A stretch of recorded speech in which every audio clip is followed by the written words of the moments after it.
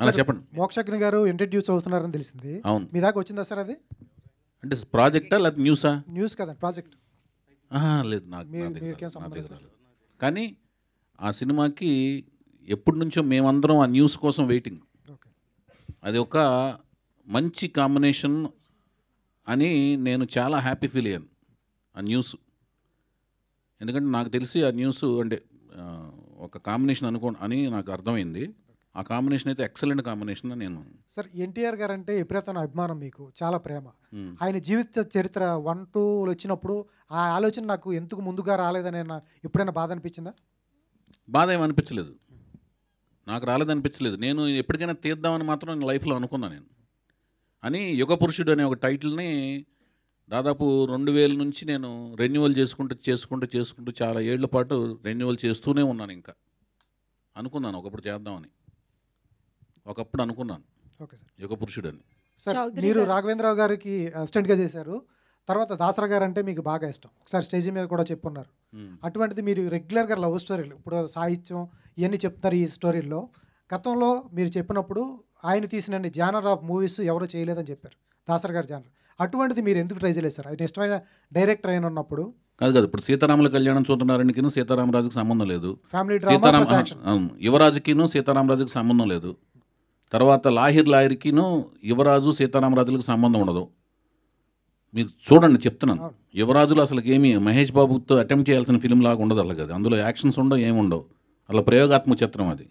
ఆయనే ఒక career starting స్టేజ్లో ఆయనకు ఒక పిల్లోడు లాంటి సినిమా దాన్ని థియేటర్లో కూర్చోబెట్టి జనాలని ఒప్పించడం అనేది చాలా కష్టమైన సినిమా అది. తర్వాత లాహిర్ 4 జంటల ప్రేమ కథలు, అవి వాళ్ళకి అదొక రకమైన, మళ్ళీ దాంట్లో పగా ప్రతీకార మార్కులు కూడా ఉంటాయి. దాని తర్వాత వచ్చిన సినిమా సీతయ్య అసలు పోలీస్ ఆఫీసర్ సబ్జెక్ట్ కదా, అది వెరైటీ కదా అసలు. అది ఫ్యాక్షన్. దేవదాస్ వేరు, లవ్ ఫ్యాక్షన్ ఇక్కడే ఉండిపోయారు. ఫ్యామిలీ డ్రామా ఉందిగా సీతారామరాజు, అన్నదమ్ములు విడిపోవడం, ఇంకేం కావాలి మీకు? సోషల్ అవేర్నెస్ అని ఒక్క మగాడు చేశాను. దాని తర్వాత రే అనేది వెస్ట్రన్ స్టైల్ ఆఫ్ ఫిల్మ్ చేశాను, ఏదో ఒకటి పాప్ వరల్డ్కి వెళ్ళాను. సార్ ఇంత చాలా క్రాఫ్ట్ మీద ఇంకే టైప్ సబ్జెక్ట్ చేయాలి మీకు చెప్పండి సార్? అట్లానే కాదు, మీరు చెప్పారు ఆయన తీసిన జానర్ ఆఫ్ మూవీస్ ఎవరు చేయలేదు, అటువంటి ట్రై చేస్తే బాగుంటుంది. ఒకసారి స్టేజ్ మీద ఎవరు ట్రై చేస్తారని చెప్పట్లేదు. ఆయన యొక్క ఒక వ్యక్తి గురించి పొగిడేటప్పుడు ఆయన ఎన్ని రకాల పార్శ్వాలు తీశారు అనేది చెప్పటం అనేది. ఇప్పుడు మీ గురించి చెప్పాల్సి వస్తే మీరు ఇలాగ స్నఫ్ కలర్ షర్టు ప్యాంట్ వేసుకొస్తారు ఎప్పుడు, ఆయన టేస్ట్ ఇది అని చెప్తాం. ఆయనలాగా నేను ప్రయత్నించలేదు, అలాంటి ప్యాంట్ షర్ట్ వేసుకొస్తానని దాని అర్థం కాదు. అది ఆయన యొక్క గొప్పతనం చెప్తాం. నా ఉద్దేశం అది. నా ఉద్దేశం ఏంటంటే, ఇష్టమైన దర్శకుడు అన్నారు కాబట్టి రాజీనామా కానీ సూర్యగడ్ లాంటి అటెంప్ట్. అదేనండి, అదే చెప్పేదండి. అది కాలం ప్రకారం మాకు వచ్చిన ఐడియాలతో వెళ్ళగలం.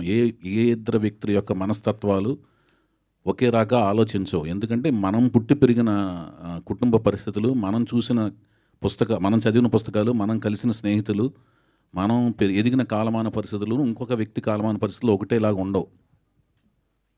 ఒకే కుటుంబంలో పుట్టిన ఇద్దరు వ్యక్తుల మనస్తత్వాలు ఒకే రకంగా ఉండవండి. అందుకని ఒకేలాగా ఆలోచించలేము. కార్బన్ కాపీలు మెయింటైన్ అవ్వవు.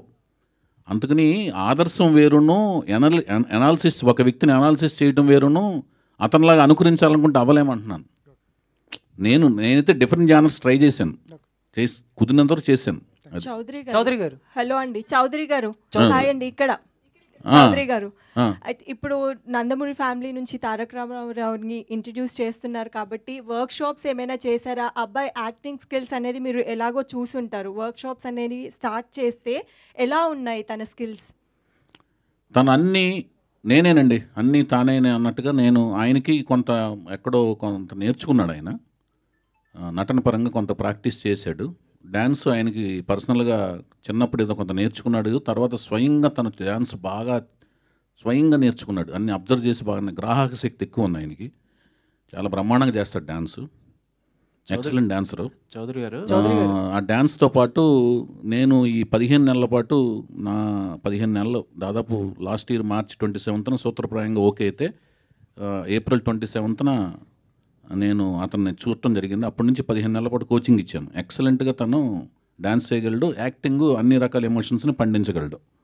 అది మీరు లాస్ట్ ప్రెస్ మీట్లో చెప్పారు, ఐస్ చాలా బాగా డిస్క్రైబ్ చేశారు.